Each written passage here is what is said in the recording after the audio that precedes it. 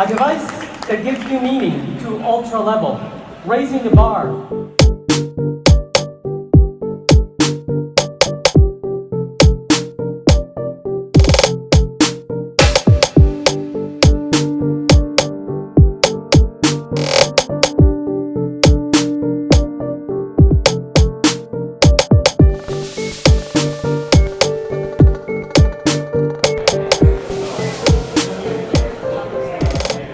Nije prazan, telefon je zaista pun, znači napunjen je sa fenomenalnim hardwareom.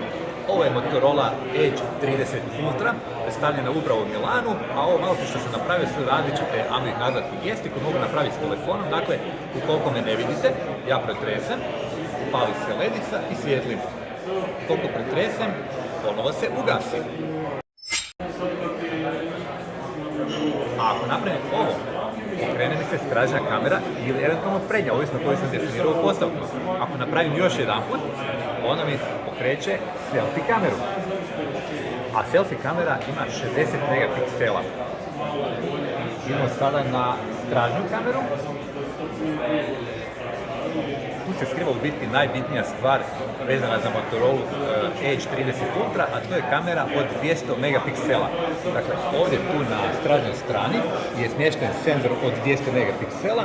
Dakle, od sad snimamo ne više sa 108 kao maksimalni, već sa 200 megapiksela. Danas sam baš mučio ovaj telefon, a ako napravim ovaj tu dvoklik, isto tako mogu pokrenuti recimo TikTok.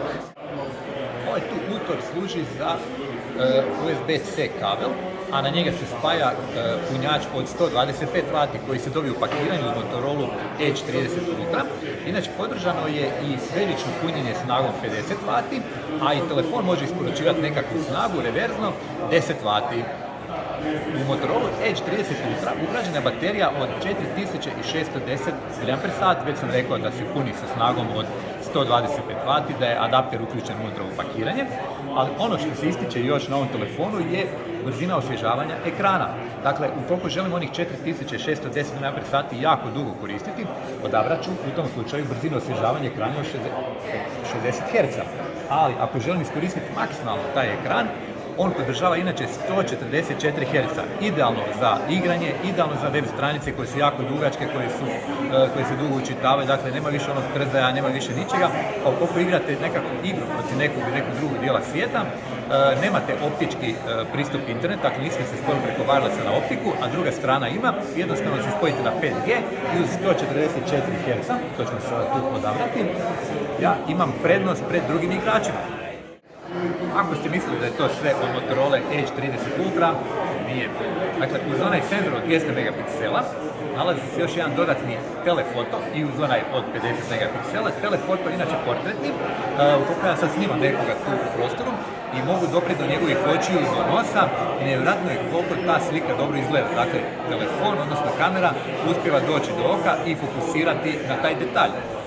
Reći ću još i da je ekran dijagonale 6,67 inča i OLED zakrivljen je, a cijena za Motorola Edge 30 Ultra u Hrvatskoj je 6.999 kuna. Kupujem i ovaj.